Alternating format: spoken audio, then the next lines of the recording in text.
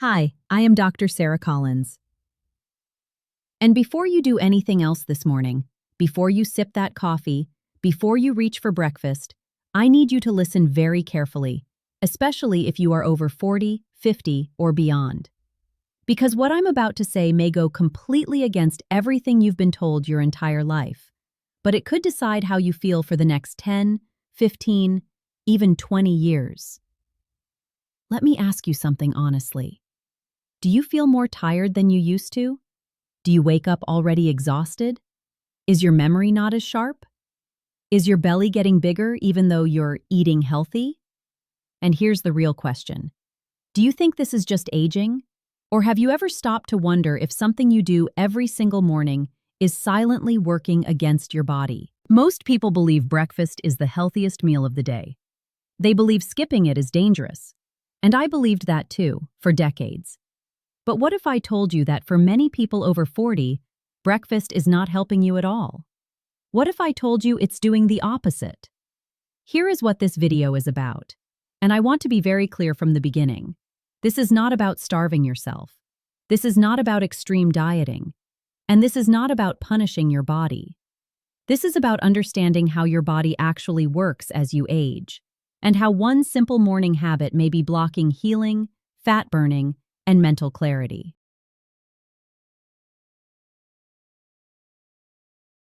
Think about this. When you go to sleep at night, you are not eating. Your body naturally enters a fasting state. For most adults, that's 10 to 12 hours with no food. And during that time, something powerful happens. Your liver feeds your body stored energy, repairs damaged cells, and quietly burns fat. This is not theory. This is how the human body survives. But the moment you wake up and eat, especially carbs or sugar, you shut that entire process down. The liver stops repairing, fat burning stops, and your body switches into storage mode. Now here's the part most people over 40 don't realize. As we age, our insulin sensitivity drops. That means the same breakfast you ate at 20 is not processed the same way at 50. In the morning, your insulin levels are at their lowest point of the entire day. That's not a coincidence. That's when your body is most capable of burning fat and healing tissue. But the second you eat, even a healthy breakfast, you spike insulin and interrupt that window. And this sets the tone for the entire day. Blood sugar goes up, then crashes. Energy rises, then falls. Hunger shows up too soon. Cravings appear. And before you know it, you're stuck in a cycle that feels normal, but slowly drains your liver, your brain, and your metabolism. In the next part, I'm going to explain exactly why common breakfasts, yes, even protein-heavy ones, can silently raise insulin in adults over 40, and why this matters more for seniors than anyone else. Stay with me, because what you're about to hear could completely change how you look at food, energy, and aging itself. Now here's where things start to get uncomfortable for a lot of people, because this is the part no one explains clearly, especially to adults over 40. Most people think blood sugar is the problem. They watch glucose numbers, they avoid sweets sometimes, and they believe as long as sugar looks normal, they're fine. But that's not the real danger. The real problem is insulin. Insulin is not just a blood sugar hormone. It is a storage hormone. When insulin is high, your body is in storage mode. It stores fat. It holds on to water. It slows repair. And the older you get, the harder it becomes for your body to handle repeated insulin spikes, especially early in the day. Let's talk about breakfast foods people think are safe. Eggs and bacon, protein smoothies, yogurt with fruit, cheese and toast. These don't look dangerous. Some even look healthy. But here's the truth most people over 40 don't hear. Protein also raises insulin. Not as much as sugar, but enough to stop fat burning and stop cellular cleanup in the morning. And when protein is combined with carbohydrates, even small amounts, the insulin response is amplified. It's not doubled on paper, but inside your body, the effect is much stronger than you realize. Blood sugar may look controlled, but insulin stays high behind the scenes. That's why so many people say, I eat healthy, but I still gain weight. It's not about calories. It's about hormones. Now think about the typical American breakfast most seniors grew up with. Sweetened cereal, toast with jam, pancakes, muffins, orange juice, flavored yogurt, even granola. This combination creates an insulin spike so powerful that your liver is forced to shut down fat burning completely. Instead of using stored energy, your body is now dependent on constant refueling. What happens next feels familiar. 2 or 3 hours later, hunger returns. Energy drops. The mind feels foggy. And now the body asks for another snack. Not because it needs fuel, but because insulin triggered appetite. This is not weakness. This is biology. Over time, this pattern creates a fatty liver. Not from alcohol, but from insulin. Fat accumulates inside the liver cells, blocking their ability to regulate blood sugar properly. Sodium is retained. Swelling appears. Rings feel tighter. Ankles leave dents when pressed. And inflammation quietly builds. This inflammation doesn't stay in the liver. It spreads. The gut accumulates visceral fat. Hormones shift. In women, insulin drives hormonal imbalance that affects ovaries and metabolism. In men, it pushes hormone conversion that affects hair, prostate health, and energy. And yet most people are told this is normal aging. Then comes the exhaustion after lunch, the afternoon crash, the need for something sweet.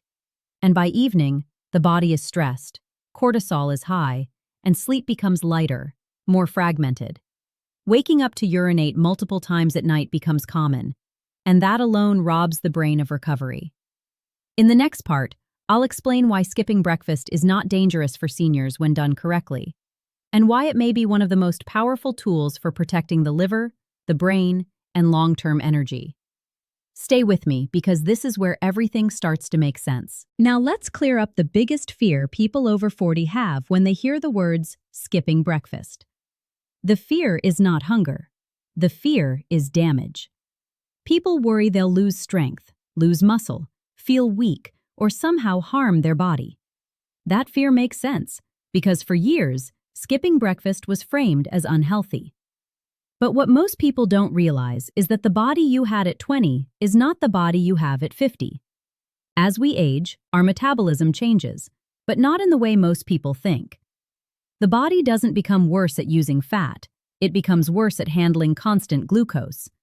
And when you keep forcing glucose into a system that no longer processes it efficiently, the body protects itself by storing it.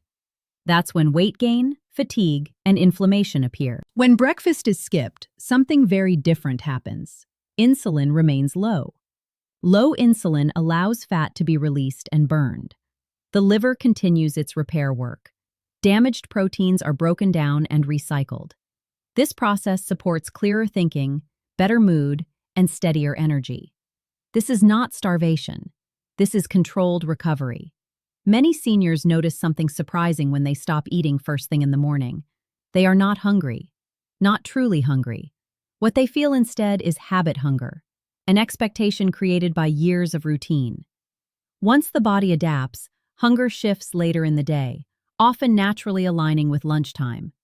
Another concern is muscle loss. This is where context matters. Muscle loss is driven by chronic inflammation, insulin resistance, and poor sleep, not by short fasting windows. In fact, lowering insulin improves growth hormone signaling, which helps preserve muscle tissue when nutrition is adequate later in the day. This is why 2 solid meals without snacking often outperform 3 meals plus snacks for adults over 40. Snacks keep insulin elevated. Elevated insulin blocks fat burning. And blocked fat burning forces the body to rely on quick energy, creating constant hunger. When insulin is kept low in the morning, the brain benefits as well. Ketones, produced from fat, are a cleaner fuel source for aging brains. Many people report sharper focus, better memory recall, and improved emotional stability within weeks. This isn't motivation, it's chemistry. The liver responds quickly too. Fat stored inside liver cells is used as fuel. Inflammation decreases. Iron overload reduces. Blood markers begin improving faster than most people expect. And when the liver works better, everything downstream works better. Digestion, hormones, circulation. Sleep improves as well. Without late-night snacking and insulin spikes, nighttime urination decreases, deeper sleep returns, and better sleep alone improves insulin sensitivity the next day, creating a positive cycle instead of a destructive one. This approach is not about forcing yourself to go all day without food. It's about allowing the body to finish the work it already started overnight. When you finally eat, your body is primed to use that nutrition efficiently, not store it. In the next part, I'll explain how to transition safely into this routine, what to eat when you do eat, and how seniors can avoid common mistakes that stop results. Stay with me. This final piece ties everything together. Now let's talk about how to do this the right way, because this is where many people make mistakes and then say, "It didn't work for me." The problem is not skipping breakfast. The problem is what happens before and after. The first thing to understand is that this is not an all-or-nothing switch overnight. Your body needs a short adjustment period, especially if you've eaten breakfast your entire life. In the beginning, the goal is not to push hunger away with willpower. The goal is to reduce insulin demand so hunger naturally fades. That starts with lowering carbohydrates first. When carbs are reduced, insulin drops. When insulin drops, fat becomes accessible. And when fat becomes accessible, hunger loses its urgency. This is why people who try skipping breakfast while still eating sugar and refined carbs later feel miserable. Their body has no stable fuel source. In the morning, hydration matters. Water supports circulation and helps the liver move stored fuel. Black coffee or plain tea is fine for most people because it does not significantly raise insulin. What matters is not adding sugar or creamers that trigger an insulin response and shut everything down. When it's time for the first meal, quality matters more than timing.